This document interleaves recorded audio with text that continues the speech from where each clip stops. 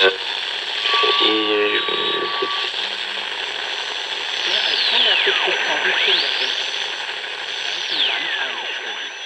Welcome back to the show, my friends. I am your host, Eric Szilagyi. If you've had an uncomfortable experience and you'd like to have it shared on the show here, please get a hold of me at contact.uncomfortable@gmail.com. The world wants to hear your experience. It wants to hear your story. So reach out to me and let's get yours on the next episode of Uncomfortable. If you haven't yet, make sure to like us on Facebook and Instagram, both at Uncomfortable Podcast 65. And when you do, please make sure to leave us a 5-star rating and review. That alone is the one most important thing that you can do to help get this show into the algorithm and out in front of more people. With more people listening, that means more great stories coming your way. Have you had a chance to check out the Uncomfortable link tree? It is the single best place that you can find anything and everything uncomfortable all in one spot. All of my Uncomfortable episodes, links to the YouTube, links to the Penford Media documentary series that I am in, and every other podcast that I've had the pleasure of being a guest on. That is Linktree/uncomfortable1, and uncomfortable is spelled like the logo looks with the lowercase u and the uppercase N. That's also probably the easiest way to find the Eventbrite link for tickets to Bigfoot and Brews and Spirits 2. Tickets are on sale now, so make sure you go snag you a pair right now. Don't forget to check out the combo ticket for the September 14th day of event and the VIP dinner the night before. The combo ticket is a discounted price from the regular tickets and still includes your dinner and one drink. These tickets are going fast, so if you have any interest in spending a couple of hours with all of the 4 guests and myself, you better get to them because they're going fast. There are a limited number of tickets for the VIP available. Make sure to go check out our sponsor at eufyofficial.com video lock and see what all the fuss is about. Links to our Patreon, YouTube, Bigfoot and Brews and Spirits 2 tickets, and all things uncomfortable will be found on the link tree. That will be listed in the show notes for you below. As far as Bigfoot and Brews is concerned, we're looking to fill out our makers market that will be running in conjunction with the event. So if you're interested in a vendor opportunity, please make sure to get a hold of us at contact.uncomfortable@gmail.com. There will be a linked video in the show notes to tell you a little bit more about that opportunity. Also, we are looking for sponsors for Bigfoot and Brews and Spirits 2.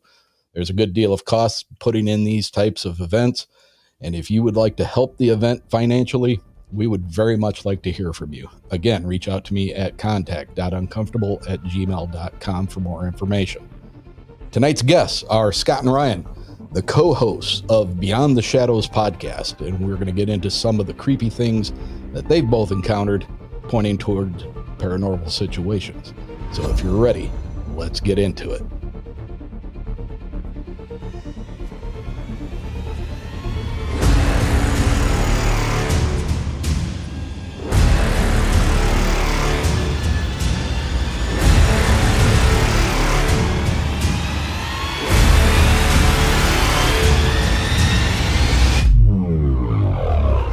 So if you will, please give a warm, uncomfortable welcome to Scott and Ryan. Welcome to Uncomfortable, guys. Thanks for having us. Appreciate Yeah, it. thanks a lot. It's great to be here. Glad to have you guys. I know we've been throwing messages back and forth on Instagram for a bit, and I'm glad we were able to finally lock this down. Hey, pretty impressed with you guys are a little over 13,000 followers on Instagram, and you guys are finding pretty creepy videos that you're posting on a regular basis. I'd love to know where you guys are finding all these videos because I have some ideas on wanting to do some reaction videos for my YouTube, and I haven't the slightest idea to where to look for these things. So Scott's the guy. To be honest with you, yeah, they're all over. I find a lot of them on YouTube. I find a lot on Instagram. More on Instagram now because every time I use something from YouTube, I get dinged and they like to lock up the account. So, but how do you find the raw footage? It's specific search. You got to look for a certain topic. There's different things that interest me. So some of the stuff that pops up is just stuff I've been searching all along. And because what we're interested is in the weird shit. Right. And so those I've been following those accounts for a long time. A lot of stuff pops up there, and then you get a lot of recommendations from those, and just the basic search. If I'm looking for something specific, I'll find something. I'll go search it out. Yeah. It's if I Interesting post a stuff though. real, You've had some creepy stuff on there, and I sent you guys a message today because it wasn't your post, but when it came up in my feed, I saw that you guys had liked it, and I believe it was back in 2020, back out in Utah when that brushed aluminum metal triangular monolith appeared out in the desert in Utah. yes, I remember that. Yeah, I do too. My a kid that I coached football with in high school, or coached him in football, he moved out to LA to get into making movies. And while he was out there, and that became newsworthy, he went out to try to find it. And that video that you guys liked, that is actually now my daughter's boyfriend, her fiance. That's his voice. And that was the group of people that he was with in 2020 when they went out and found that it had been removed. So he's the one filming the reel. Yeah. Yeah, and it's that was crazy because I don't follow the person that had that posted.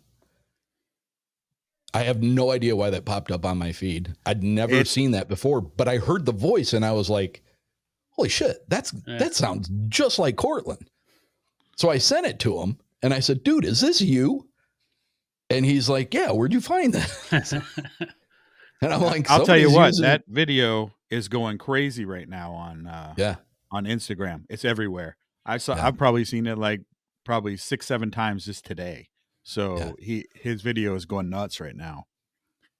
Wasn't that monolith like, I think it has something to do with like Westworld, the production of Westworld or something? I don't know that they ever really found out. Okay, so there were four locals that ended up removing the monolith. And they held on to it for a couple of years. And then they finally gave it up and gave it to some local government stuff in Utah. But there have been, upwards of 20 more of them that have been supposedly and most likely done by artists and things like that throughout the other parts of the country and throughout the world. So yeah, I don't know. I don't know that they ever came down to knowing who actually did that. It's going to be like the next crop circle, They're going to be propping up everywhere. Well, I tell you what, when I first saw the first video of it, I believe I remember there being a helicopter involved and two gentlemen that were in the helicopter, and they seemed to be wearing like a state park type, threads. It was kind of a tan uniform, if I remember, or maybe it was a jumpsuit. And I was like, what the hell is this? And I mean, too good to be true for sure. But that was odd. Yeah, I remember that was all over the news for a little while. But I messaged Cortland and I said, I need to talk to you. He's really busy. He's getting ready to leave for Australia to film a new movie. But I don't know if that creature that's moving back in the crevice of the rocks, I don't know if that was something that he put in there, because the vast majority of his videos, he's very much into horror movies. So, but he's also into hiking and investigating. So I'm like, he'll be honest with me, but at this point, I don't know if that thing that was seen moving in the rocks was him, or if he even knows about it. So yeah, I'd be curious to know. So interesting stuff. It's creepy. Yeah, I for mean, sure. Definitely. I mean, it just seems that the timing of that thing moving its hand and drawing attention to itself is a little suspect to me. So it wouldn't surprise me to know that that was something he did. But until I hear from him, I don't know. Jury's out. Until then, it's real. Yeah. Yeah. Unexplained now. Yeah. All right. Like I said in the intro, you guys are the co-hosts of Beyond the Shadows podcast. Go ahead and let everybody know where they can find you, what it's about. So we talk about a lot of the dark stuff, pretty much anything paranormal, haunting, UFOs, cryptids, mysteries, reincarnation, that type of stuff. But we like to bring like a lighter energy to it. So we kind of tell the story best we know. We try not to draw conclusions. We give you the facts and let you decide for yourself. We try to laugh a bit along the way. We want to come off fun and entertaining rather than like a lecture circuit kind of thing. So uh, we follow each episode up. So we do basically one topic a week. Me and Scott alternate, but we follow each episode up with what we call the fire pit, where listeners will write in with their own stories. So we envisioned it being kind of like a piece where you'd be sitting around the fire with your friends and what stories might come out, whether it be a haunting or just something stupid you've done or something paranormal, anything. So we encourage our listeners to either record themselves and send that in, and we'll play it, or you kind of write it in, and if you're camera shy, we'll read it for you. Me and Scott have told some of our own, and that's kind of a way of getting everybody involved. Sure. Yeah, we like the family feel. That's kind of what we shoot for the entire thing. It's kind of like the fire pit. Even when me and Scott are telling the story, it's kind of like sitting around the campfire with your friends, just telling a story. Yeah. So that's Well, kind of what it's we do. effective. Any kind of story. I don't get an opportunity. I don't get much time where I can go and listen to podcasts anymore. I used to be able to wear an earbud at work, and that's where I would do the majority of my listening. They did away with that about a year ago, and it's frustrating. I work in a printing company, so running a printing press is very loud. So just having a speaker there doesn't cut it. Yeah. I got to have something. I got to have something in my ear to be able to hear it. And so I've been missing out a lot. But I wanted to find out what you guys were about. So I listened to a couple episodes, and you do a really good job. Thank you. Thank you. Appreciate that. I'm kind of envious of you in a certain aspect, and that is two different things. Having co-hosts allows for you to have a banter back and forth, talk about a subject. You don't necessarily have to have a guest to be able to put together an effective show. And the other thing is that what a lot of people don't know about me is I've got a pretty twisted sense of humor, and I love to say some pretty twisted things. But the premise of my show doesn't really, it's not a good mix for me to decide to let my humor out. Yeah. Right. It could be off-putting to a guest. It could be make them think that I'm not taking them seriously or anything like that. So I steer away from that. But when I get to go on other shows, that's usually when I get to kind of let my hair down and be a little more rambunctious. So I do enjoy doing that. It gives me an opportunity to kind of let the monster out of the box a little bit sometimes. So Yeah, absolutely. You got to every now and then. So we're here to talk about you guys' paranormal experiences. And you both apparently have had some. Have these experiences, are they what kind of brought you guys together? Or are they what kind of put you in the sights of doing what you're doing? Or was this just kind of a Well, we're cousins, so that's kind of how we came together. So that's not Yeah. related, but both of us have had experiences going back to childhood. let Scott tell you the tale of how we got the podcast started, because that's a little more convoluted. But Yeah, and that just comes down to mental disorders.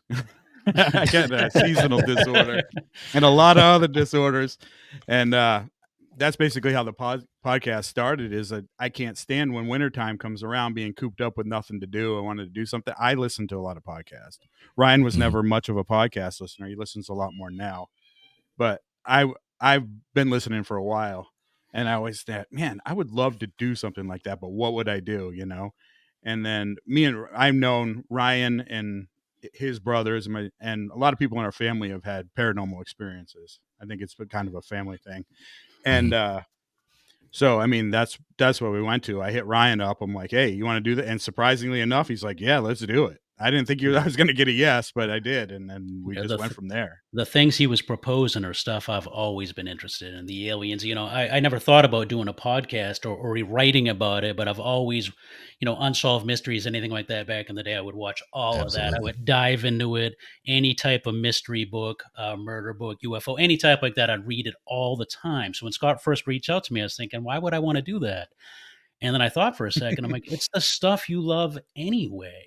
You read Yeah. about it, you love it, you digest it. Why not talk about it? It's a perfect marriage for me. I never thought about doing it until Scott reached out, but it's the That's stuff I that's would the read and awesome think about anyway, you know? that's the awesome thing about doing this is, I was obsessed with UFOs by the time I was 5. Around 7, it was probably Bigfoot, Loch Ness, Bermuda Triangle, UFOs, and it never left me. Yeah. Right. Um, into my preteens, I was still into it. Into my teenage years, I never left it. I think I was a little more girl crazy at the time, so that took up some of my time. But you can pull up any one of my streaming services on my TV, and when it comes up and it's like recommended for you and continue watching and this, there isn't a normal goddamn thing on those at all. It's No. all Bigfoot, UFOs, lake Yeah. monsters, and it's Same. just If you're anything like me, you look demented when they bring up your search history. it's Yeah. ridiculous. Yeah. It's And you're ridiculous. afraid of what the FBI might find. Yeah. I use incognito mode a lot. Yeah. I need to start. I know I'm on the list somewhere for sure. But yeah, it's funny because like even as a child, and I was an only child, my parents were never into any of this weird stuff. I mean, I can remember as a teen, watching VHS horror movies with them sometimes, but they were never into any of the stuff that I talked about, and but they never told me that it was bullshit. They never said, quit, leave it alone. It's not real. Quit wasting your time. They never turned me off of it. Right. And, I think because I had so many experiences throughout my life, I think I've been told, and I firmly believe that the more that I continue to get into this, and believe me, it's not like I'm sitting around doing Ouija boards. It's not like, I'll do one-off ghost investigations and stuff like that. But I'm not like pushing myself into these topics. But man, I tell you, in the last 3.5 years of doing this show, it has ramped up. I mean, I've had additional experiences, and I've said this 100 times, that it seems that when you're looking into the darkness, whatever's there, once they recognize that you're looking at them, they start looking back. Absolutely. And that's when you start noticing weird shit going on. It's really funny that you say that, because me and Ryan have been talking about that recently. We had a story from listener they sent in, and we were discussing whether, we both had a lot of experiences. I'm pretty open, and but we've noticed just recently, after hearing this episode, that stuff's starting to happen a little more to us than it did before. And this is since we started the podcast. I mean, a few things we can't explain, nothing like crazy, but some stuff like all of a sudden, just like what you said, you start to notice some stuff happening, and you're like, what was that? Was that, am I losing my mind, or is something happening? Tiny And it bumps seems here like or it's just starting there, to or happen. a voice you can't explain. Nothing over the top, but a few incidents for me. Certainly in the last year since we started the podcast, there's been a couple. What the hell was that moments? Just something really brief. Type of stuff that's easy to dismiss, but you can only dismiss so many of them. Small stuff. Yeah, so I Well, think you're onto something for sure. I think from the standpoint of a listener to this show or to your show, when we make a statement like what we just did, I think it's a natural perspective for the listener to be like, well, yeah, of course you're going to start thinking that everything's a ghost, or everything's this, or everything you see in the sky is a UFO, because that's all you're into. That's all you talk about. That's all you look up. That's all you investigate. That's all you research. It's not that though. Like No, I I have so. a very, I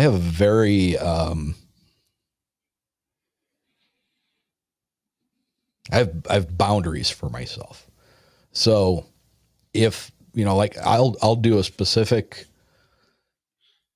let's call it a routine before I record with anybody.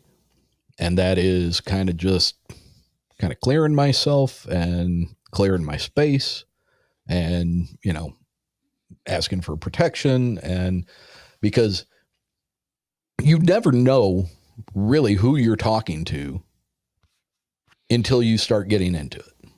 You don't know what the next thing they're going to pull out of the corner of their mind and throw at you. And I do think you get affected by those things, so I do my little ritual. I probably shouldn't say the word ritual, because that makes it sound like it's a witchy thing, and it's not. It's just a series of things that I do to protect myself, my equipment, my space, my dog, just because I don't want that shit in my castle. I get it for sure. Mm-hmm. Right. I don't I don't think you're alone on that. No, I think a lot of podcast people are starting to do a lot of stuff like that. We don't. Maybe we should, but I don't think you're alone. I think there's a lot of different. Yeah. On the air. I mean, we did go on we went on we call the paranormal field trip. We went out and checked out a town, and our friends over at the Spiritual Sisters, they gave us told us some stuff we should do before we go and stuff like that. So I think we did that, but just some cleansing and closing yourself off kind of stuff, but it's not something it's like do. If you go through the effort, if it's horseshit and it doesn't work, it's not hurting anything anyway, right? Yeah. But if it works, then why wouldn't you do it? Yeah. You've lost nothing. You've lost nothing. Exactly. So I mean, I've had I had some flat out kooky, scary shit happen during a recording, where somebody is on the other side of a screen, like you guys are to me. And, one in particular, this woman was matter of factly talking about having an incubus that would visit her in the night and do its incubi thing. Inky binky binky. Yeah. And at the end of that recording, while the recording had stopped, but we were still utilizing the StreamYard to continue the conversation, I saw a shadow, because it was her and her boyfriend. I saw a shadow cast over her in the video. At the same time that I saw that, she says, "Whoa, what was that?" And I was in my studio like this. I didn't have quite as many lights as I have right now. So beyond my computer screens on the back side of it, it was completely black. And I saw a head and neck of a black shadow figure, like raise up just high enough where I could see the head and the neck. And then boom, it darted. It was gone. And she saw at the time, she saw a flash of light in her screen. Like there was a flash, like a camera flash went off in my studio. Oh man, that's crazy. And there wasn't, but I saw I saw a dark shadow cover her. She saw a flash at the same time. And at the same time, I saw that head pop up right over the right-hand computer monitor of mine. And I'm telling you what, I'm like, oh, hell no. Get the F out of my house. This is my space. Yeah. I do not need this shit. No. So you saw it on your end or on her end? I looked at the computer screen, just like I'm looking at you guys. Yeah. And when I was looking at her, I saw a shadow that moved across her face and her body. Okay. At the same time, she says, "What was that?" I thought she was referring to the shadow. Yeah. But she said she saw a flash happen in my studio on their screen. But I saw the shadow figure in my studio right behind my monitor. So it's on both ends then. Yeah.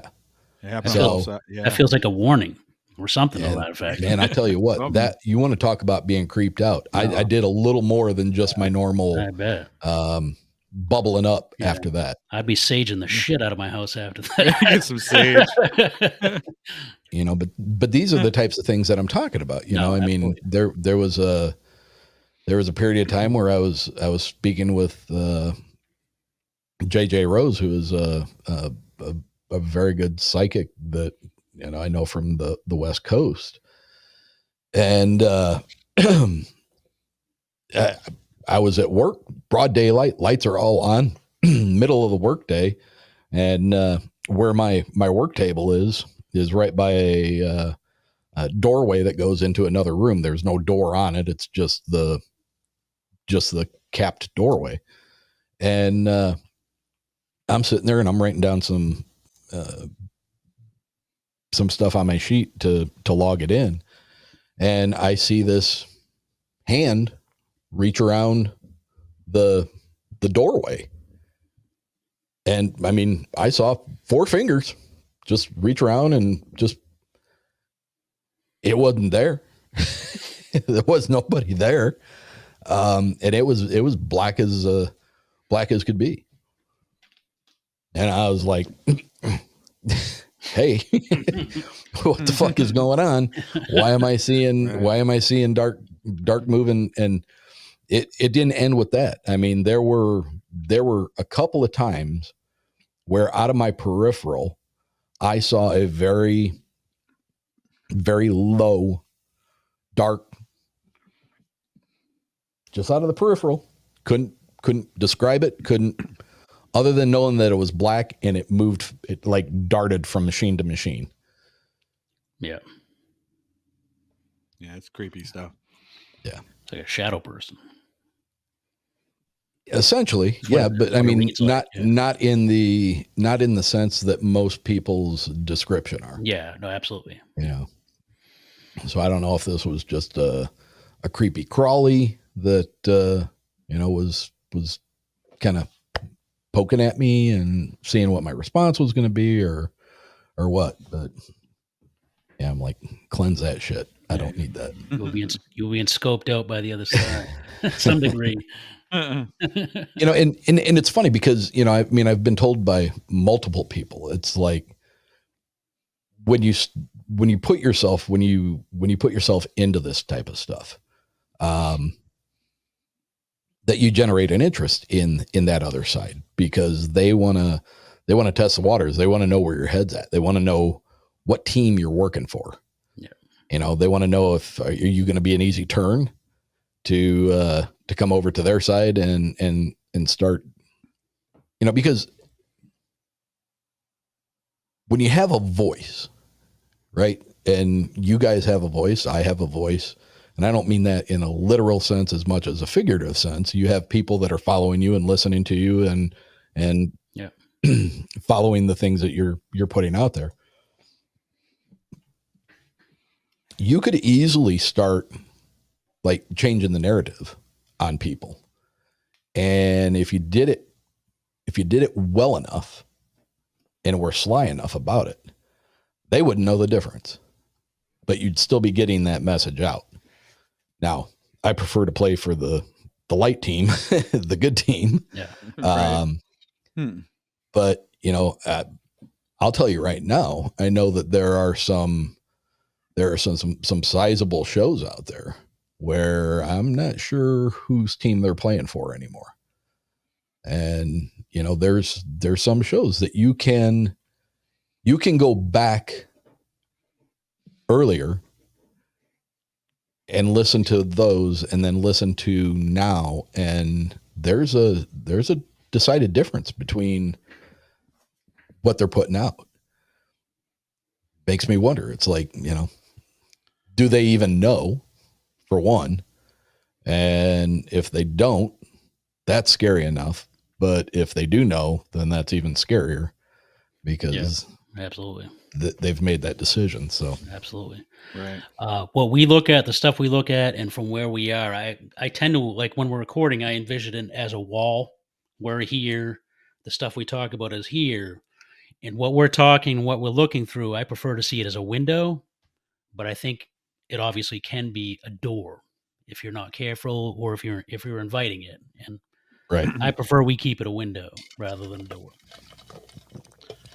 Yeah, but it's not always easy because I think certain people are susceptible more than others. There's some people that will see things and things will happen to, and there's other people, no matter what is happening, they'll never see it. They'll never experience it.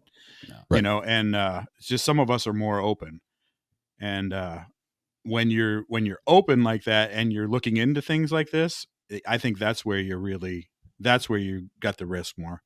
If you're closed-minded or closed off to this kind of thing, it's, for some people, it's just never going to happen. They're never going to see or experience anything. Mm-hmm.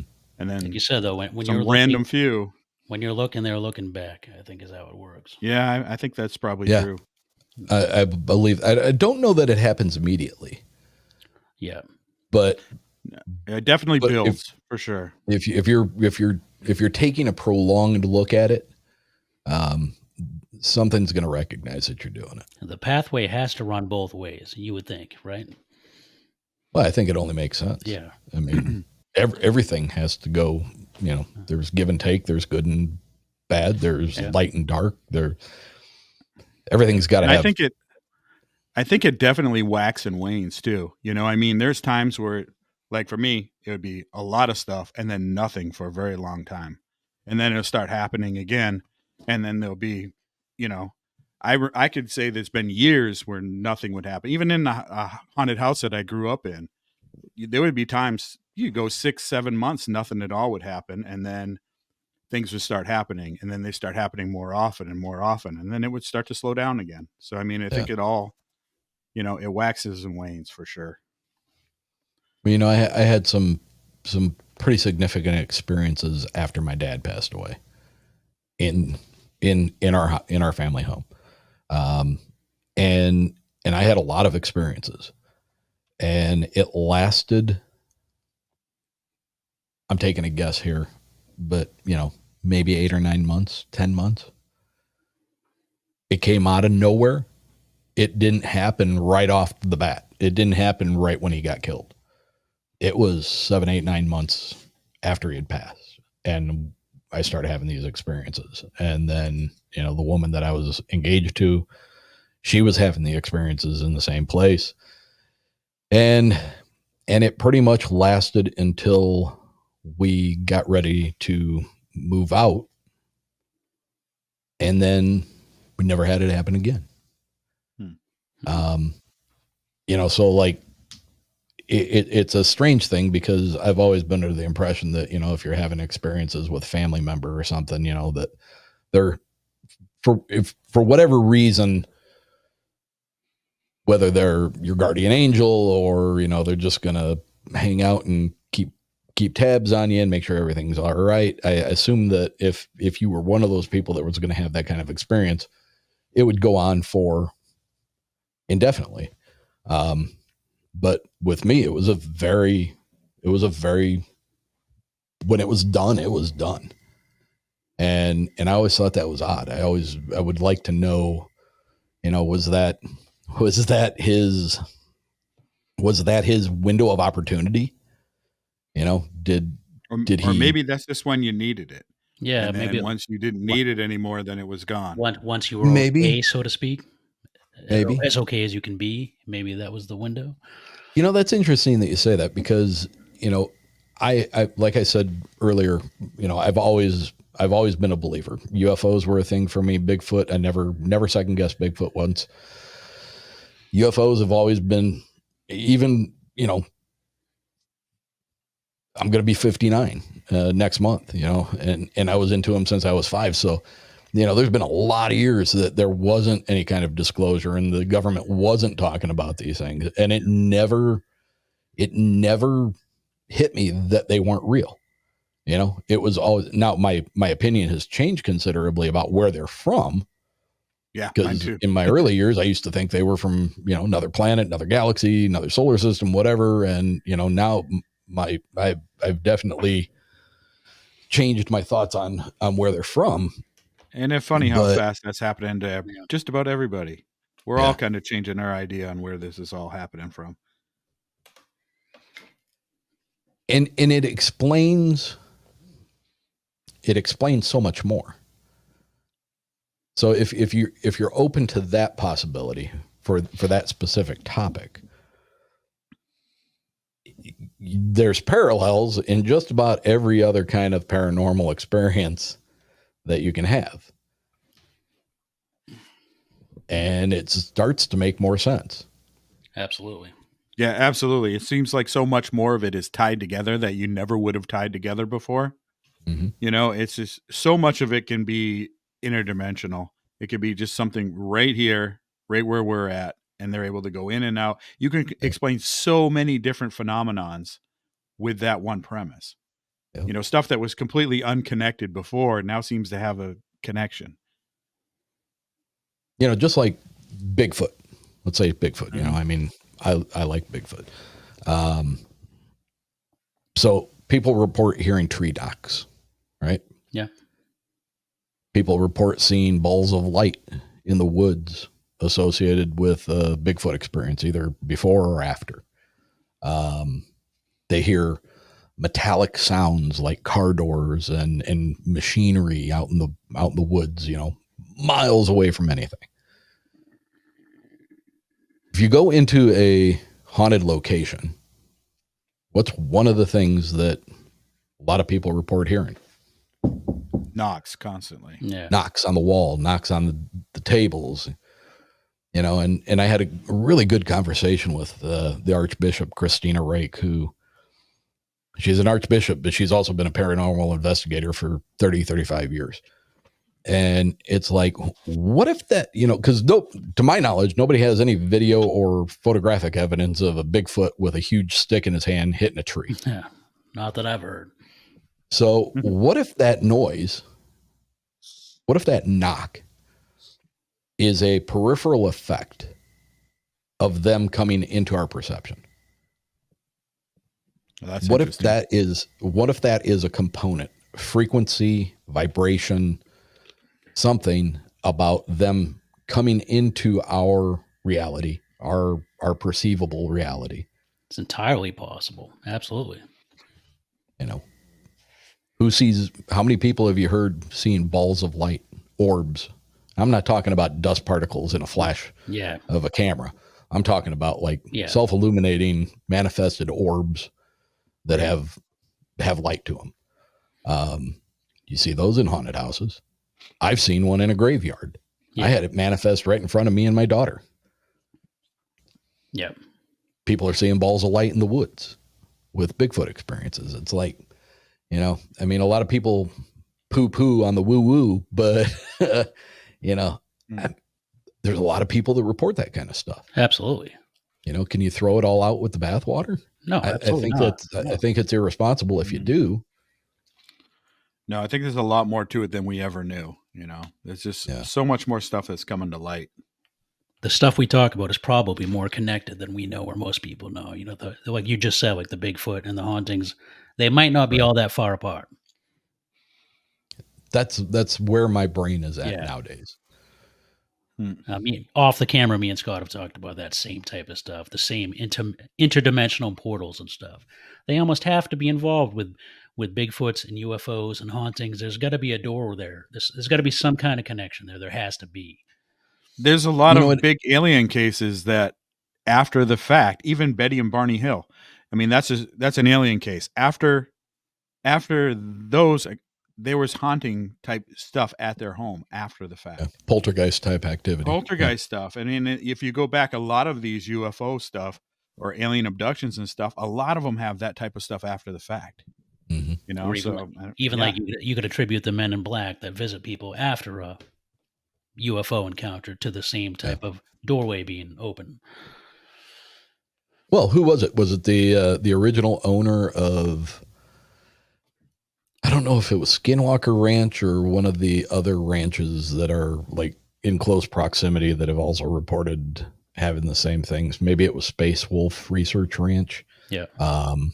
The original guy who talked about how he was using samurai swords to cut the aliens up and oh yeah, you know, yeah. I mean, it's an insane story, but there for the longest time, the things that were happening to him and his wife were much more in lines with a haunting or some kind of a spiritual manifestation than anything to do with extraterrestrials. Sure.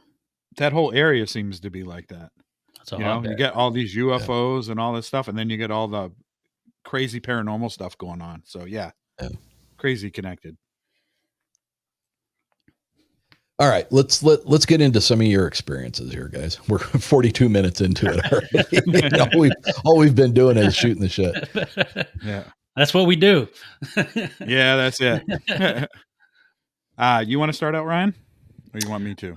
No, sure. So I'll so sort of my introduction to the paranormal. Like Scott said, we both always kind of been live when it comes to that sort of thing. But so I grew up in a small town. It's actually the same town that Scott lives in now. It was lazy small town then. It's grown up since then, but it's still a tiny town. So I was at that age where me and my friends rode around everywhere on bikes. It was also during that age where, your mom would send you out at 8 a.m. and say, come back on Thursday for dinner. You know what I mean? It was a different day and age. Absolutely. And if you're not on time, you don't get dinner. Don't ride on your bike more than 72 miles. And you stay within a 50-mile perimeter at all times. And only get in the car with somebody that's offering you candy if it's good candy. Yeah, absolutely. As long as it's not a scary clown costume, you're all set. So we rode around everywhere on our bikes, everywhere. And we would ride like 15, 20 miles. There was generally like 5 or 6 of us. But this one day, there was just 2 of us, me and my friend Dan. And we weren't that far from our houses. So there's a dirt road. It's a couple miles from where Scott lives now. So we rode up to that road. In the middle of that road, there's like a lazy creek. We always went fishing. We went fishing everywhere. So we're always hauling our fishing poles and our tackle boxes out with us. We had been on this river before quite a few times. I call it a river. That's a stretch. It's a lazy creek. At its deepest point, it's 3-4 feet. But most spots, it's a foot, maybe 7-8 feet wide. So we went down, we'd fish. We went down like 50 feet. We'd fish for 20 minutes. And after an hour or two, we were quite a ways down, and we weren't really fishing anymore rather than exploring. We were down further than we had ever been. In several spots, you have to cross back and forth over the creek on like old logs. So we went down. I'm guessing this is a total guess, years later, I'm guessing we were at least a half mile. But a half mile under those circumstances, it's a hike because it's up hills, down hills, back and forth across the river. So we come down to we come to an old house. It's a really old looking house up on a hill from the river, but it's right on the river's edge, kind of. There's a really rusty, saggy old basketball hoop in the yard. The house isn't trashed. It just looks like nobody's been there for a really long time. But what I remember most about it was that there wasn't a driveway. There was no path. We're quite a ways removed from the town. But it didn't look like there had ever been a way in or out of the house. It was just a house tucked away in the middle of the woods. So me and Dan hung out for a minute, in the front of it, and then we did eventually what a 10-year-olds or 12-year-olds would do. We decided we had to go in. Obviously nobody had been in there years, so we explored. We go in the front door, and it wasn't like a terrifying house by any stretch. It was creepy. Nobody had been there for years. Everything was dusty, but it looked like somebody had just up and left rather than moved out. There wasn't a ton of stuff inside, but there was still furniture, photographs. So we explored the downstairs level. We went upstairs. We were halfway up the stairs, and I hear a voice from the floor that we haven't quite reached from above say, "Who's there?" And so we That's just old stopped. lady voice. I knew you were gonna. I knew you were gonna. I knew that was gonna come. So we. Oh we shit! So we stopped, and we're 10, like I said, 10, 12, and I looked back at my friend. I'm like, "Oh, what the hell was that?" And we're both thinking we couldn't have heard that voice. So we sit there in silence for a minute, and then she says, "Who is that?" And, maybe 45 seconds later, "Who is that?" So at this point, there's now no doubt that we heard the voice. We're both positive. I look at him, he looks at me, and we both book ass down the stairs, for lack of a better word. We're out the door. We're back down the hill, down to the riverside. I look up over my shoulder as we're running, and I can see the window that was facing where the voice came from, and the curtains part, and there was the face of an old woman looking down at us. So we ran like hell the half mile back to our bikes and biked home, and I got home that night, and I'm thinking, oh man, I wasn't really thinking it was scary. I was thinking, we thought the house was abandoned, and we Yeah, scared. you almost got caught. Yeah, and we scared the hell out of somebody. That's what I was scared of. We went into a house we thought was abandoned. We scared the hell out of somebody. It wasn't abandoned. We were breaking and entering. I was scared, but for different reasons. Right. So I didn't sleep that awesome that night. So I wake up the next morning. I call my friend Dan. We talk about it for a second. He had the same feelings, and I was like, I feel wrong. We've got to go back out there and straighten it out. So he was in agreement. So we rode out. We walked out back to that same spot, and we searched up and down that river. And I'm talking for hours, and that house was not there. And the spot we were positive that house was there was only a foundation, an old burned out foundation. A house had been there years before in the exact spot we were there, but there was not a house there now. Ooh, Um, so That one's just absolutely crazy. yeah, that is crazy. yeah. I don't know how to explain that one to this day, and I'm positive in all the details of that story. I've had years to tweak it, but there is no tweaking. That's how it happened. So I don't know how to explain that if you call that like a rip in time or. And the other thing I've been curious about over the years is when she spoke the second time, me and Dan ran, as any kid would. Yeah. How would that story unfolded if we didn't? If I had continued into the room where If she you was, stayed? was she there? Would she have not been there? What would have happened if we went in there when we didn't? I've had years to think about it. I don't know. How I'm not sure. weird. I'm not sure I want to know. And the best That's- part of that is it happened right down the road from here. We Yeah. still haven't gone looking for that spot No, yet. I'm not sure I want to either. Truthfully. I do, for sure. Yeah, it's only it's That- that's that's- it. Spot's about 2 miles from where Scott is now. I actually never went back to that spot again.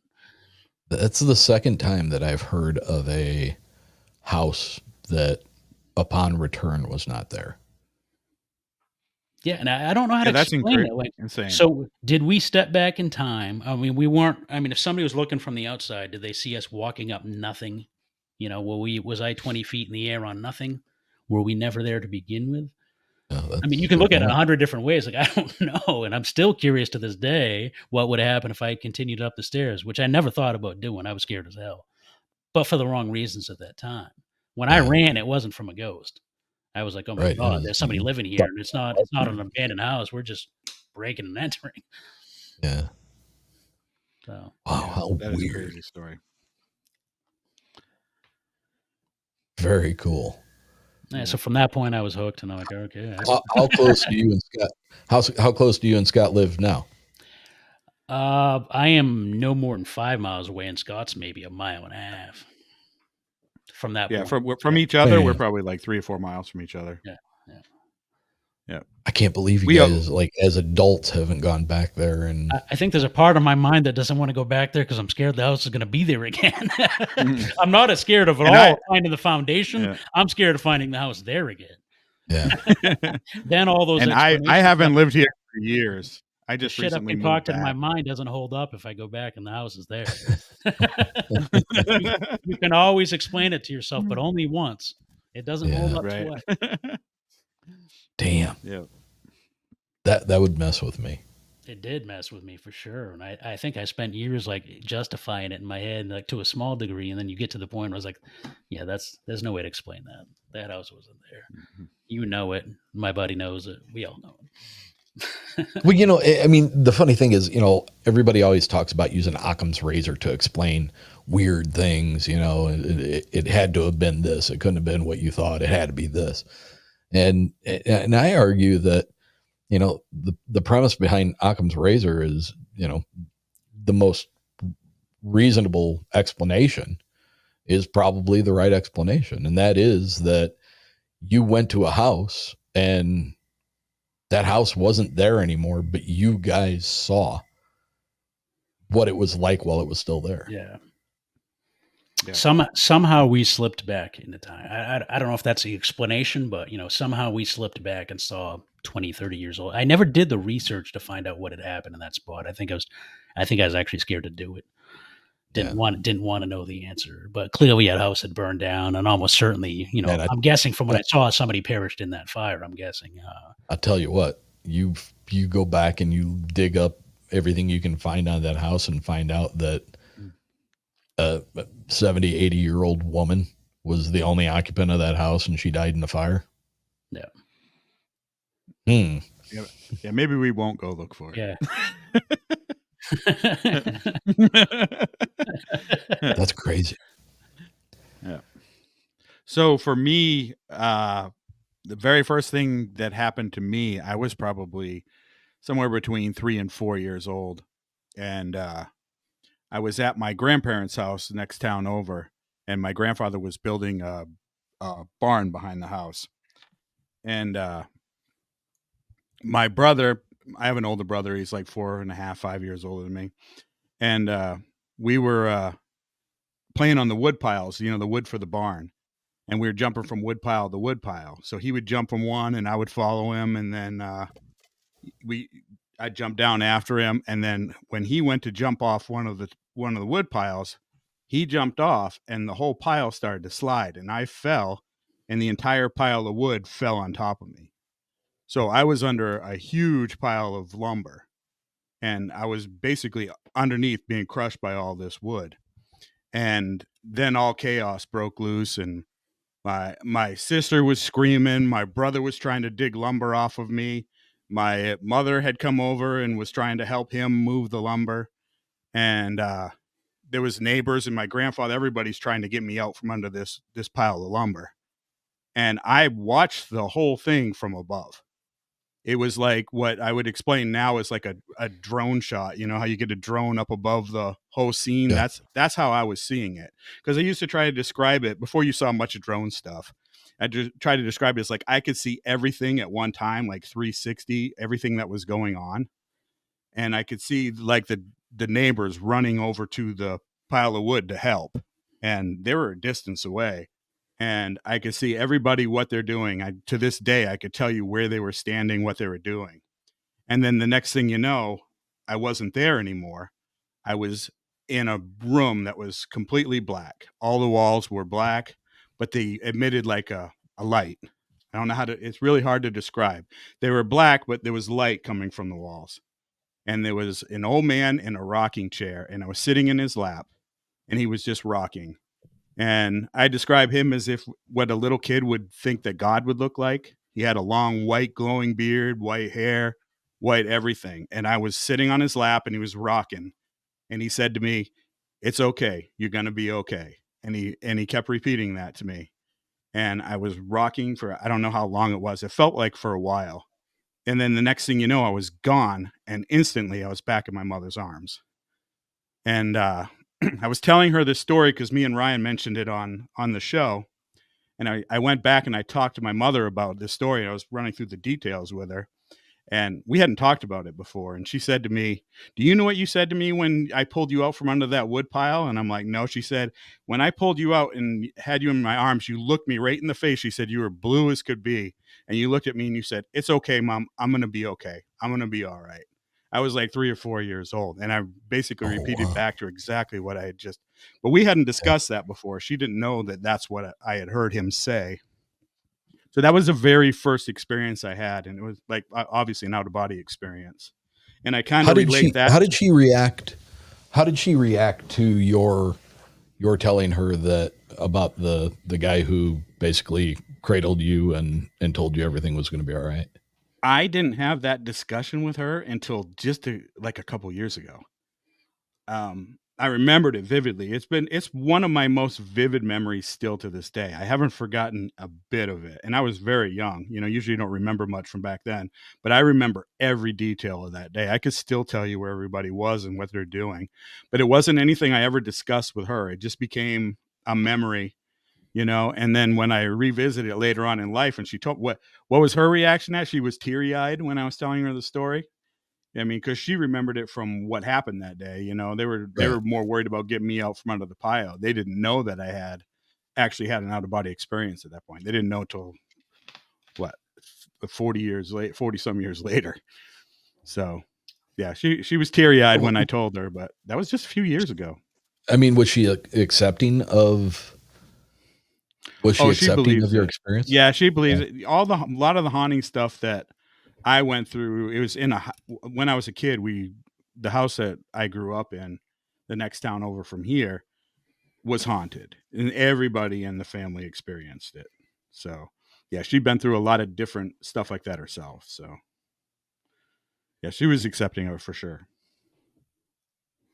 But yeah, that was my first experience. Yeah, that's and it's funny because the gentleman I just talked to last night um, talked about having memories pre 5 years old. Yeah, it's not very common. No. No, it's not. And like I was saying to you, and I've said this a million times, I'm sure my listeners are like, "Oh my God, here he goes again." Um, my obsession with UFOs, I can date it to 5 years old because I know that when Chariots of the Gods came out in 1970, that movie based on Eric Van Doniken's book, Yeah. I begged and pleaded for my parents to take me, and I ended up convincing my grandma to take me. So I can pinpoint that to 5. So I'm sure I didn't have just some moment of self awareness at 5 years old where I started to, I yeah, I was already obsessed. Yeah. I I couldn't get enough. Yeah, I have quite a few memories from before I was 5. I wouldn't go back crazy far, but I pretty young. I do have memories. Now my daughter has none. My son has a pretty significant amount pre 5 years old as well. I probably remember stuff back then better than I remember shit that happened just yesterday. It's slipping for sure. Mm-mm. So what else we got? So the summer my son turned 1, which would have been 2016, if I remember right, we went down to Gettysburg. Uh, my son's named Lincoln. We named him after President Lincoln. So I've always been a big history buff, a big Civil War buff. So you name your son after Abraham Lincoln, you got to go to Gettysburg. Uh, so we traveled down there. So we left here, New England, in the morning. It's about a 9-hour trip. We went through New York City traffic. So we got down there. It was late dinner time. It was probably after dinner time. So we were staying at like a B&B on the battlefield. It was basically right on the battlefield. So we got there after dinner. Everybody else went to bed. I've been so into it for so long. I was like kind of like a kid in a candy shop. So I left the bed and breakfast after dark. So we were on the Emmitsburg Road, if anybody's familiar with the Gettysburg area. So that's on the battlefield. It kind of runs right through the middle. So I walk out of the door. I take a right, which is towards the battlefield. So I walk maybe an eighth of a mile, uh, and on the road you can see the signs. It's a park, so they have the everything marked. So it says the Mhm. peach orchard from the road. It says the peach orchard. From my history that I've been into, I know that that's one of the major places where the action happened during Gettysburg. And there's no signs or anything that say you can't go out there. I'm assuming you can after dark, but it doesn't say you can't. There's no fences. So I wander into the field a bit, 100 yards or so, not too far. It's pitch dark. You can't see anything. I can't hear anything. Uh, After a little while, I hear some kids in a long distance off. Gettysburg's a really wide open field, so sound carries differently. It's hard to gauge what I was hearing and where I was hearing it from. Uh, but I'm guessing they were a half mile away, maybe a mile away. So it was modern kids. You could tell by the music and whether they were yelling. Uh, but after a little while, I hear like, "Hey, you kids, you can't be here. Get out of here!" Like immediately, it becomes silent. Like the kids stop. I'm kind of laughing to myself. I'm thinking, these kids got busted. So I'm still like leaned up against a peach tree, way away from where that happened. So it wasn't more than maybe 2 to 3 minutes later. I'm standing in the dark. I haven't used my phone. I haven't used a camera. So there's no way anybody knows I'm there. But after 2 to 3 minutes, that same voice that just yelled at the kids now yells at me, "Hey, you can't be here. Get out of here." And I'm thinking, oh my God, I don't know how this person found me. I don't know how they closed the distance that fast. Yeah. Uh, but it's terrifying. I can't see them. It's a pitch dark night. I can't see anything. But all I know is that voice all of a sudden, was a half mile away, and now it's right, not in my face, but 20 feet away. So I don't know who it is. I don't know if it's a park ranger or if it's a ghost or what it is. I never saw them, but obviously I left real fast. I made my way back to the road and made my way back up the road. But as I reached the road, I turned around with my cell phone and I snapped like 5, 6 pictures back over my shoulder. And they have the sign for the peach orchard in them, but there's nothing in them other than my cell phone pictures. But to this day, I believe that it was almost certainly a ghost that told me to leave. There wasn't a park ranger there that night, not in the middle of the night. He wouldn't have known I was there. There was no possible way he could have known I was there.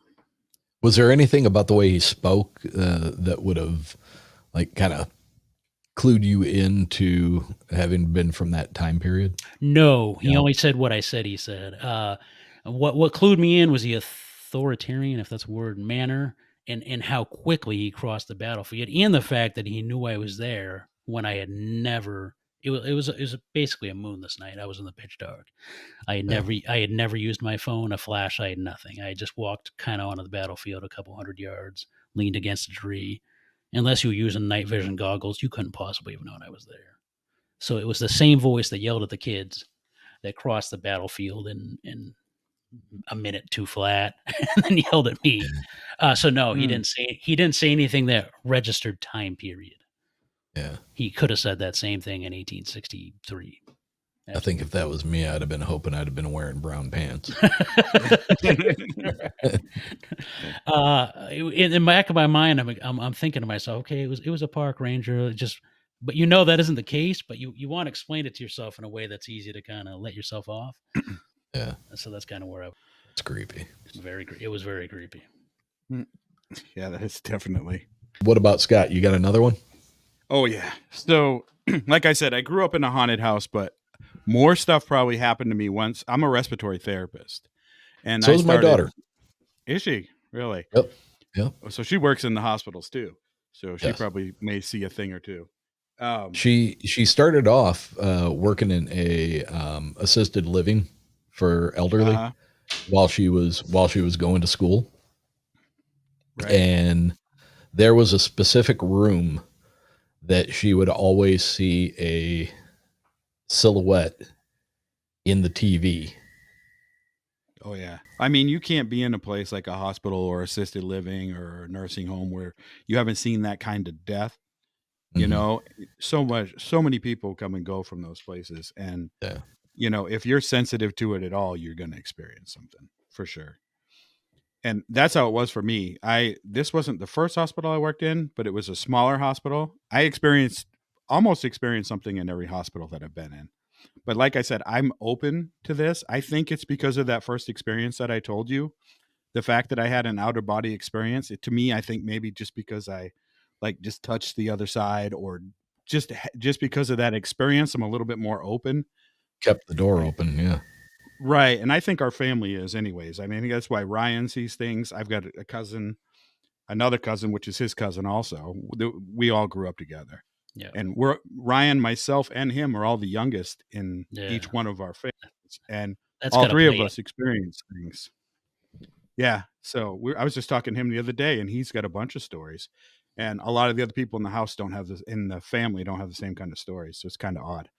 But I think because of that, I always explained it like maybe I got like a dim light where they can see, like one of the lights in the basement that's kind of dull hanging over me, where they're Yeah. like, oh, what's that? And they're going to come take a peek, because I've experienced a lot. And once I started working in the hospitals, the respiratory department that I worked in, they always stick respiratory somewhere in the hospital that's not used. You get crammed in like an office space. The guy that ends up in the basement, that's what it's like to be respiratory. They stick you wherever they can stick you. So the office that we were in was formerly, it was an adult mental health. It was a psych ward, and then it became a NICU, which is not a NICU, but where the babies are born, the nursery, Yeah. from adult psych to nursery. And then they didn't do babies there anymore, so it just became an abandoned part of the hospital, and that's where they put us. So the office that we were in had a lot of activity.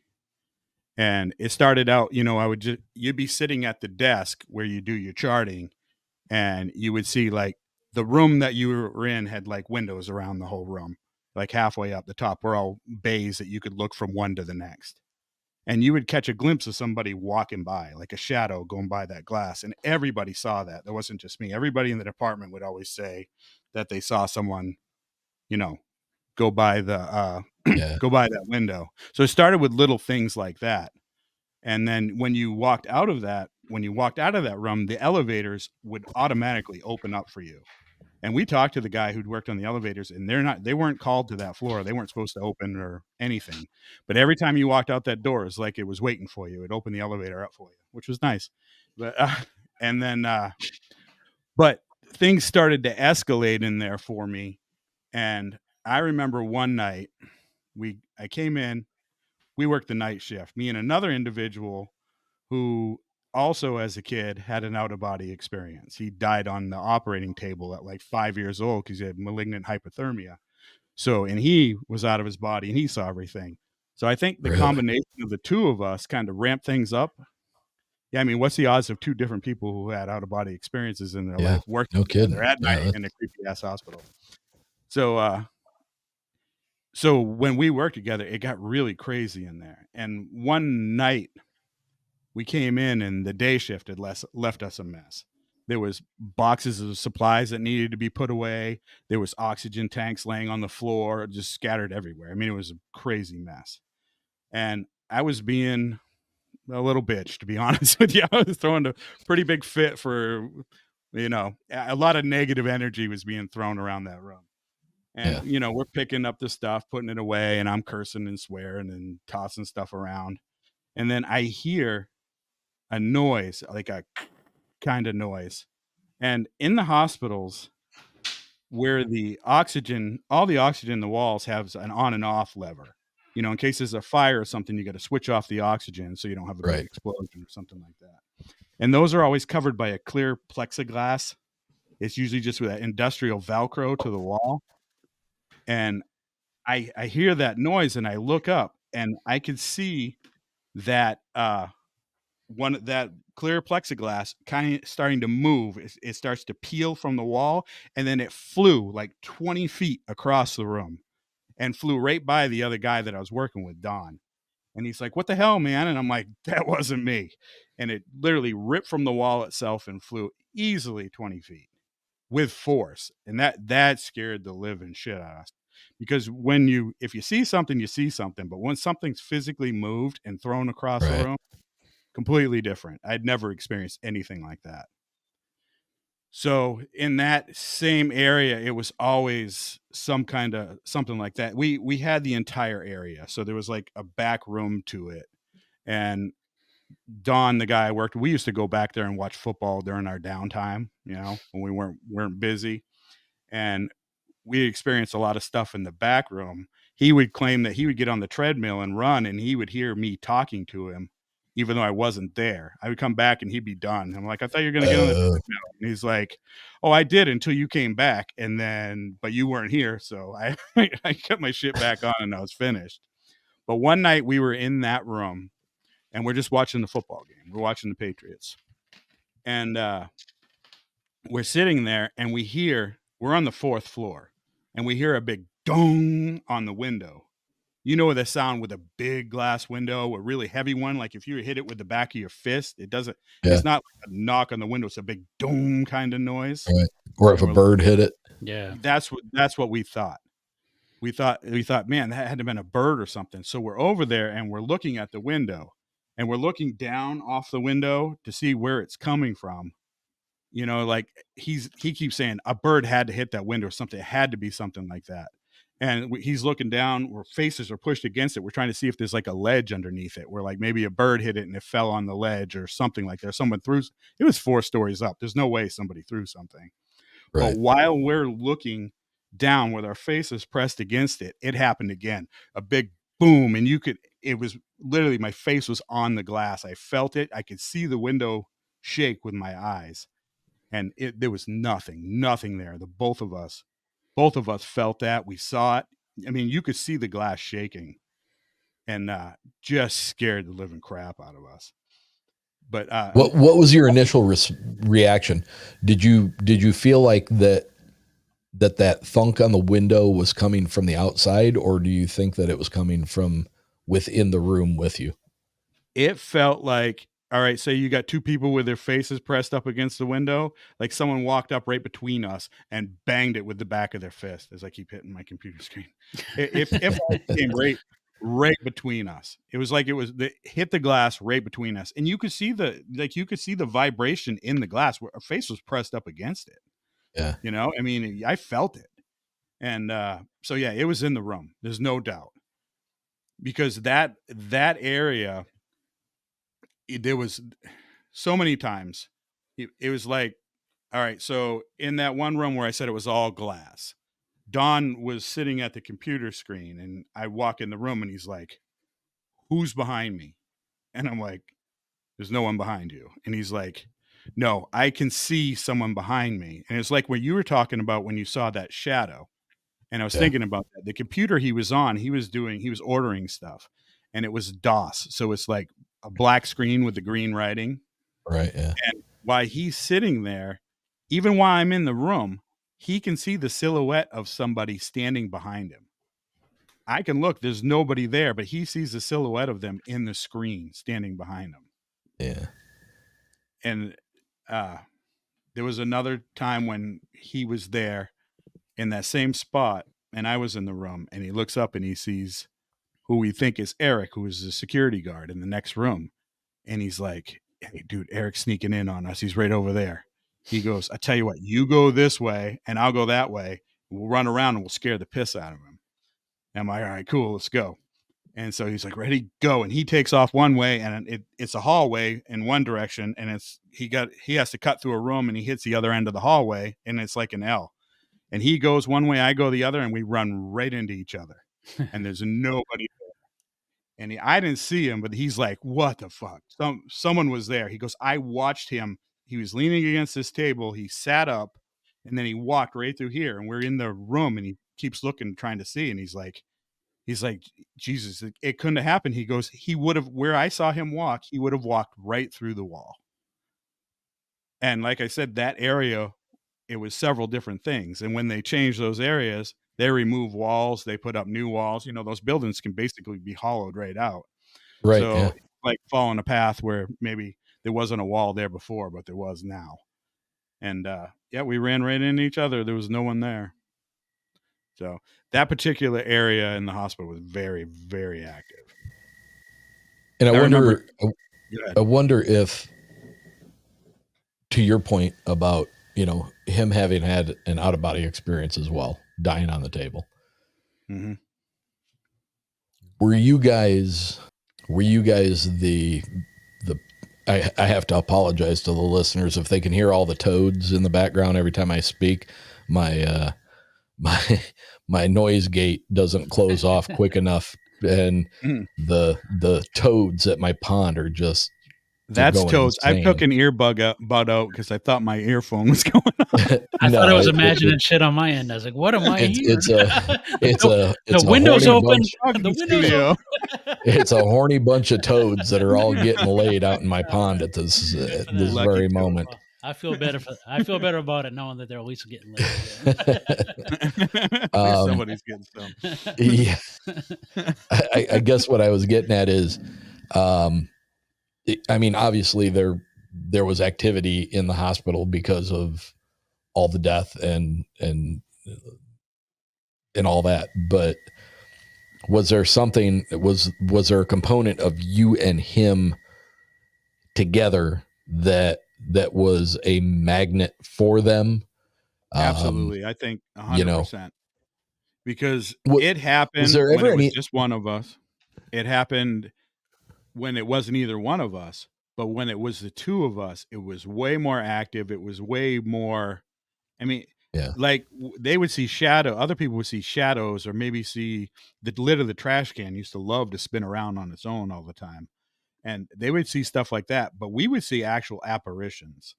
I remember walking in and seeing a person go right through the door and there be nobody there.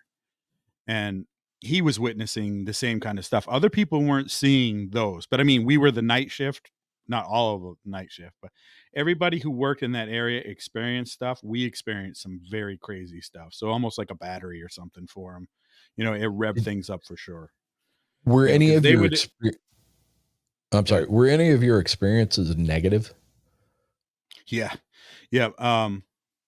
Well, it felt negative. I wasn't ever attacked or anything like that, but I was in that exact same room.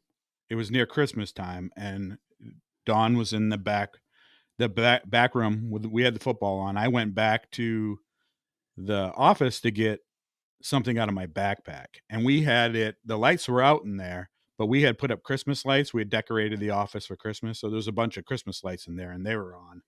And so I'm in my backpack looking for something, and then a black mass slid into the room. I guess this is what you would call a shadow person, or it was the darkest black. I mean, the room was dark, but as it went by, it walked right by me. It couldn't have been a foot from my head. It was literally right in front of me.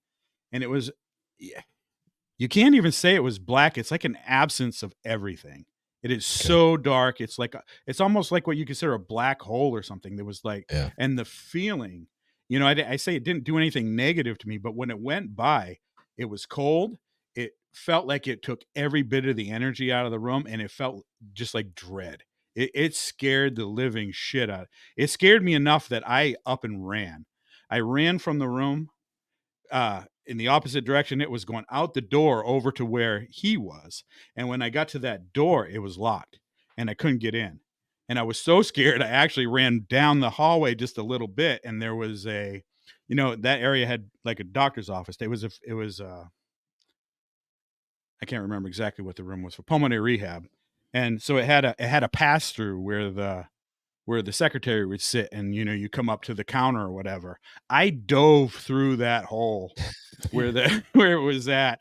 I landed on the chair on the other side, went sliding across the room because I didn't want to be alone. It scared the piss out of me. I wanted to be near somebody as fast as I could be. I just did not want to be by myself.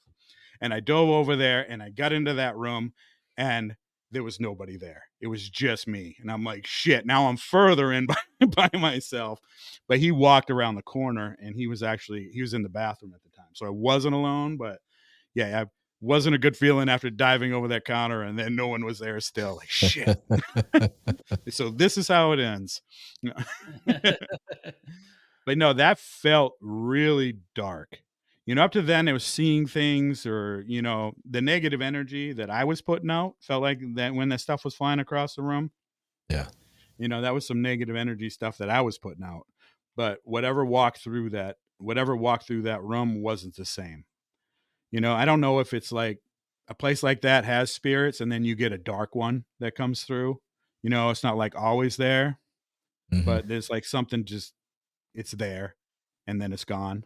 And it visited more than once. I mean, I don't know. It's a hospital. A lot of people are dying. Who knows what it could be, But yeah, that one it was the scariest thing I've ever seen out of anything I've seen. Yeah, that would be terrifying. Absolutely. I haven't done that much investigating of haunted locations, but I have done some. And I'm getting ready to, on the 25th of this month, there's a jail in Crown Point, Indiana, that we're going to do a live investigation of. Nice. Record it in some way, shape, or form. We're definitely going to have video, and there will probably be a post-investigation podcast recorded, while we're still all in the mindset of just having left there. That's awesome. Absolutely. We're pretty excited about it. But in the little amount, I mean, there's paranormal investigators that have been doing this shit for 15, 20, 25, 30 years. And there's a lot of them that are very frustrated because they've never had any kind of experience. Right. Yeah. And in the very limited amount that I've done, I have found it remarkably easy to get good, solid evidence. Right. It's probably, like I said, you're probably more open than the average person. You've experienced stuff in your life. And I think just as the experiences go, once you've had something, you become more susceptible to that. I think you do. I think certain people's energy, and like I said, in our family, like things have happened to Ryan that I don't think typically would happen to other people, the experiences that he's had and the fact that I've had so many. And like I said, my other cousin. So, I mean, I think it could be something in your family line. It could be just the type of energy that you put off. And you're more open to what might be abnormal. Other people might not even notice, Yeah. What's really strange is that his brother, he'll tell you, it could happen right next to him. It wouldn't happen to him. He doesn't experience it at all. My oldest brother desperately wants to see something from the paranormal. He never has. He's come on the investigations with me and Scott. He's been to the same places as me. I think you're either open to it or you're not. He desperately wants something to happen. It never has. And I'm thinking in the back of my mind, sometimes you might want to be careful what you wish for. Not that I've ever had a bunch of terrifying things, but it's not always a gift per se. So I would agree that it is something you should give a lot of thought to before you wish it on yourself. Absolutely. Yeah, for sure. I mean, and it's funny that you say that you're getting ready to go on an investigation. We too are getting ready to go on an investigation. Oh, are you? Yeah, absolutely. Yeah, and I think you just did a show with Kevin from Where the Weird Ones Are. I did, yeah. He actually lives right up the road from us, and does he really? Him on Instagram. We didn't know this, so we actually had him in the studio. Yeah, I found him on Instagram by accident. We were both in the same. We were on the same. Someone else was doing a podcast last week. Yeah, we were on his show last week. So where is the investigation? So we are going to the Conjuring House. Yeah. Shut the fuck up. Yeah. Yes, we are. And Kevin set it up for us. So, check him out. Where the Weird Ones Are. He was on the last episode. Good guy. Very good guy. Does a great job. Yep. I recorded with him last night, and there's literally last night. You recorded last night? I'm sorry. What is today? Today Wednesday. So, I listened today. I don't know when you Monday. I recorded with him Monday, and I released his episode yesterday. Oh yeah. Yeah. Very nice guy. Very nice guy, and he's experienced a ton of shit. Yeah. So, but we literally found him on Instagram, which was really weird because I saw him mention a pizza place that's up the road, and I'm like, how does he know that shit? Because half of the people on Instagram are from a different country or the other side of the country. Right. Yeah, he's right up the road. So we hooked up with him. We're talking to him when we were on his show, and we're like, yeah, because we want to do. We just started. Our podcast is just over a year deep, and we plan on doing a couple investigations a year. We did our first one at a ghost town here in Maine, Riceville. And so we recorded while we were out there, before we went, when we got back, and all that. So we're going to try to do that a couple times, and Kevin hooked us up. So he knew somebody, because the person who owns the Conjuring House is from here in Maine. Yeah. And he's got some connections, and he hooked it up, and we are going June 18th, right? June 18th. Pays to know very somebody. cool. Yeah, we're going June 18th, and we're gonna Yes. stream live at some point during the night. Very cool. From all This different spots podcast on the community is property. amazing. Oh, we've had a great time. Great people. Met a lot of great people. Yeah. It's It like really a family. is. It's a family. It really is. Especially when you get your feet wet, and you get to have enough interactions where you can really, careful how I say this, where you can surround yourself with really good people. Because there's some that are not that great. Sure. Yeah, for sure. Absolutely. There's some shady people out there.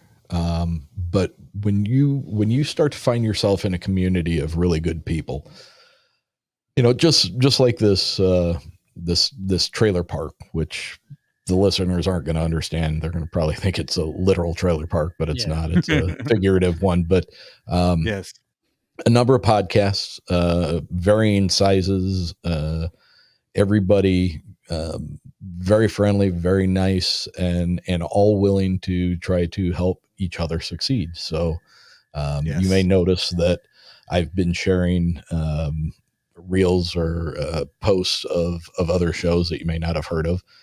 These are all people that are part of the trailer park, and they're doing the same for me through their audience. And this is how I met Scott and Ryan. And I'm the one that created the trailer park, actually. Are you? Yeah, I'm the one that runs. Very good. Very good idea.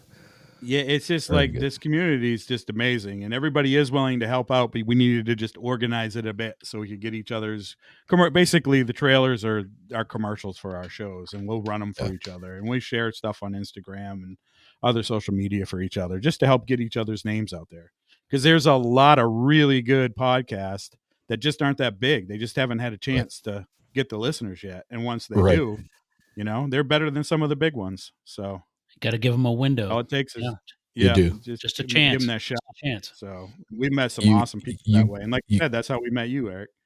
Yeah, you give people an opportunity. If they run with it, good on them. If they miss it, well, you gave them a shot. Yeah. Yep, exactly.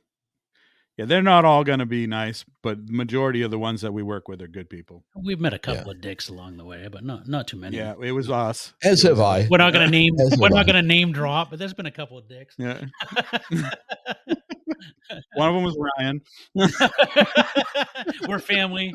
Me and Scott met each other. He sucks. Absolutely. Time susses those people out, and absolutely it does. They may enjoy some success, but you can't hide who you are for long. At some point it comes around and it bites them in the ass. So, and we find the weirder they are, the more we like them. Absolutely. Yeah. The weird people seem to be the more genuine ones, Kevin's been one of our favorites, and he's one of the weird ones. Oh, he's a weirdo. He's a totally weirdo. That's a good point. It's like the rest of us. Great guy. Yeah, I had a lot of fun talking to him. He was very cordial, and I got some messages about him like almost immediately after the release of that show. Yeah. All basically saying how wonderful, how much they liked him, and how they were going to go check out his channel. And they should. So, he's a super likable guy. Genuinely nice guy. Really nice guy. And that's why we do what we do. Absolutely. Yeah, absolutely. If you can drive 3 people to somebody, that's 3 more than they had before, and the chances are that they're going to tell friends about it, and you might pick up one or two more from each one of those, and that's how you begin to build a listenership. Yeah, and that's how it grows. And so, though you guys know, Eric's got a fire pit story on our next episode, and he is going to be coming on and doing an episode with us here soon. We need to work out those details. Very excited about that. Very excited about it. Like I we said, need I to can hammer that out. hopefully and put the date down. But let my hair down a little bit. yeah, absolutely. Our show's pretty raunchy sometimes, so you know you you're can swear okay. with the best of us over here. Yeah. Our listeners expect it. If most people who listen to me who don't know me in a personal way were to hear my everyday today, they'd probably be like, whoa. Right. Well, we tame it down when we're on other people's show. Our show, we just pretty much, that's just who we are. You know, if you hear us making jokes or cracking jokes on each other, making fun of it, that's just how it is. That's how we are. Yeah. That's what it is. And that's why we do it. We have a blast. We have a lot of fun. We do. Absolutely. And it sounds like you do. It comes across in the show, and it's an enjoyable show to listen to. We appreciate it. I highly recommend that you guys head over and check out Beyond the Shadows podcast with Ryan and Scott. Guys, let everybody know where they can find you, what you got going on. So you can find us on any of the socials. It's Beyond the Shadows podcast on Instagram. We're on Threads. We're on Facebook. They're all Beyond the Shadows. You can find, if you're trying to listen, it's anywhere you listen to a podcast, we're on there. If you have a story and you want it told, we have a fire pit set. We have 3 segments to our show. It starts off, we do the news. We usually do some funny news and stuff, different strange things that are going on. And then we go into the topic we're talking about. And at the end of the show is what we call the fire pit. And that's where people send in their stories. You can either record them, you could write them down, you could send them Pony Express. We don't care, as long as you get them to us. And it could be paranormal, it could be about Bigfoot, it could be about anything, a breakup with your boyfriend that was funny, or anything anything that if you're chilling with your friends having some drink around the fire that you would tell. Fascinating story you want us to hear? Yeah. Send it in. Funny stories. Yeah, we love it. Anything we get from you tell guys. your friends around the fire. Yeah, go ahead. Yeah, and it's usually like a 5-10 minute story, if that, and we do it at the end of each episode. Sometimes hard to get those stories, so we need them send in some stories. And if you want to email them, that's beyondtheshadows207@gmail.com.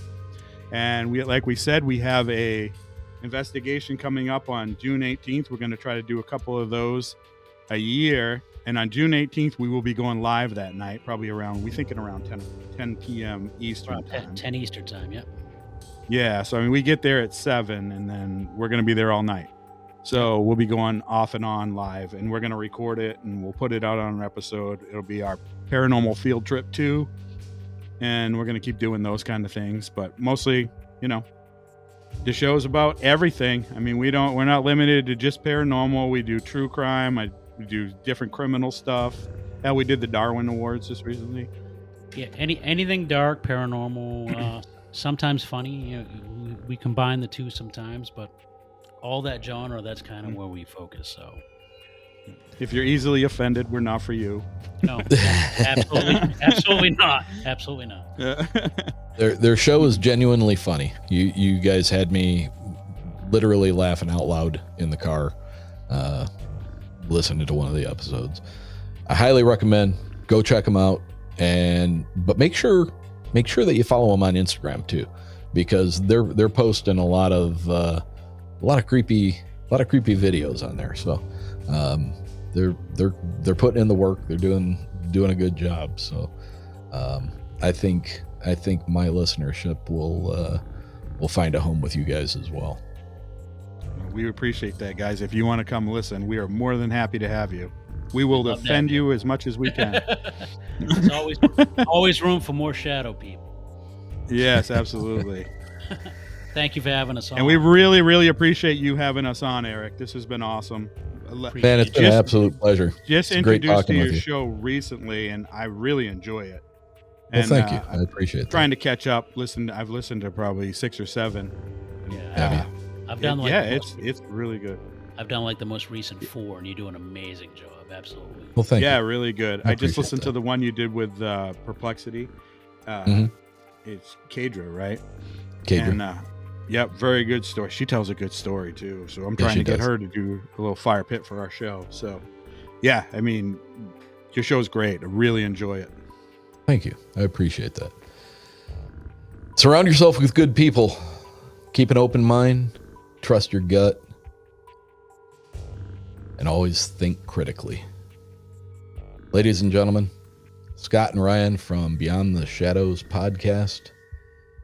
Thank you so much for being with me, guys. Thank you Thanks for having having us. us. Been a blast. Good night.